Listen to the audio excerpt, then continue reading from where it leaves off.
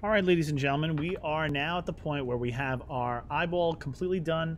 We've done a layer of skin and the basic shading that you see in the skin. I know I kind of went in a little bit further by adding a little bit of texture and some of the freckles and things like that. I'm not expecting a ton of detail, but I do want you to try to get at least the basic values of light and dark. This last little bit of work now is going to be able for us to kind of make this little edge of the eyelid, that crease of the eyelid, stand out a little bit more. Right now you can see mine doesn't really. So we're going to use a new tool that we've never used before, and that tool is called the Magnetic Lasso Select. Now if we go to our toolbar, and generally you'll probably automatically by default see your rectangle select. We've used this tool before. All right, the rectangle select. It's that dashed line around the box. If I click and hold, you're going to see there are other select tools underneath.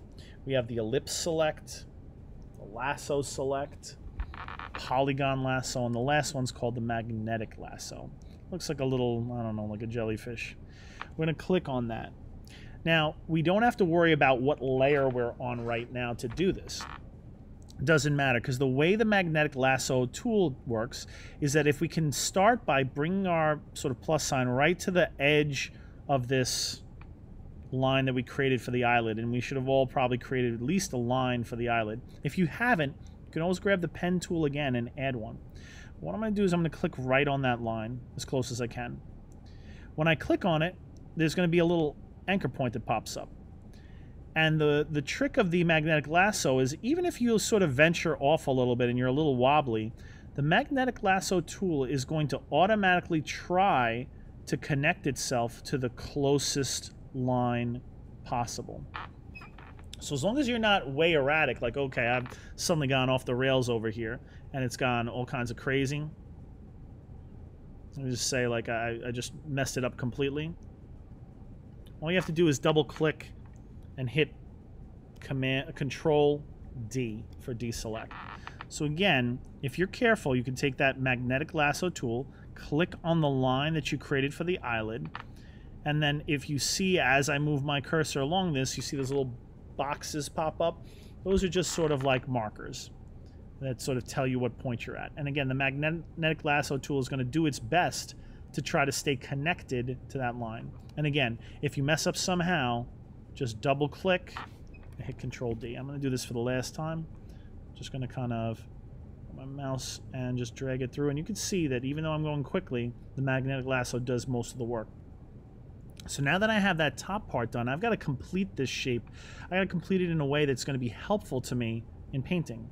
Now, it doesn't matter how much space I take up underneath this, because I'm not painting all the way down here. What I'm going to do is I'm just going to take my mouse and I'm just going to kind of bring it around the edges of my picture.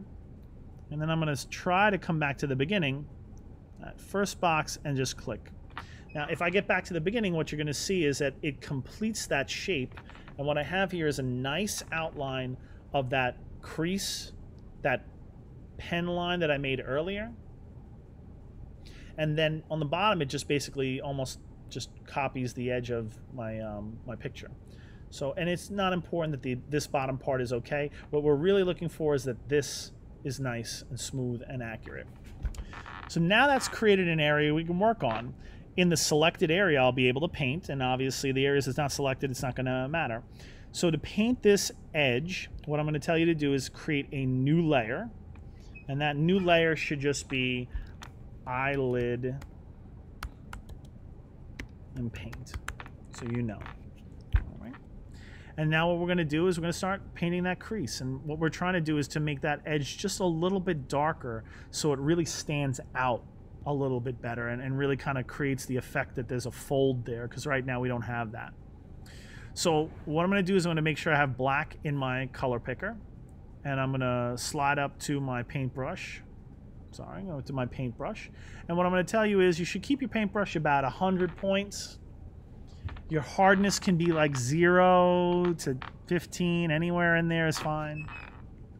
Your opacity to start, I would tell you to put it down around 25. And I would tell you to make the flow less than 20. So it's going to start really light. If I'm clicking up here, nothing's happening. But if I click down here, you can see my paint is starting to come out. Control Z to undo. Okay. So now what we're going to do is I'm going to take my brush with my black that's kind of lightly coming out, and I'm going to put that 100-point brush right on the edge of this line.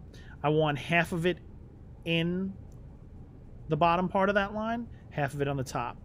And then what I'm going to do is I'm just going to click and drag, and I'm just going to lightly add, or start to add, a little bit of shading. Now you'll notice that shading only really gets picked up underneath the line where it's already selected, and above it, it really doesn't do anything. I'm going to go ahead and add a little bit more of that shading, half on the line and half off the line. Now what I'm going to do is I'm going to go back up to my opacity. I'm going to move it up a little bit now. Now that I have a little bit of shading, I'm going to move this up to, let's say, close to 40. And I'm going to move my flow up, let's say, just over 20. This time, what I'm going to do with the brush is I'm going to keep the brush right on the edge of this line. And all I'm trying to do is make one last little part a little bit darker. So I'm going to try my best to just keep that brush right on the line. And honestly, it's not going to paint on the areas it's not selected. So this, even if you miss, you're not screwing this thing up. You can see that I'm adding just a little bit more darkness. And you don't even have to do that much. You know, that should be fine. Now, after those two passes, if you want to take a look at it, you can just hit Control and D to deselect.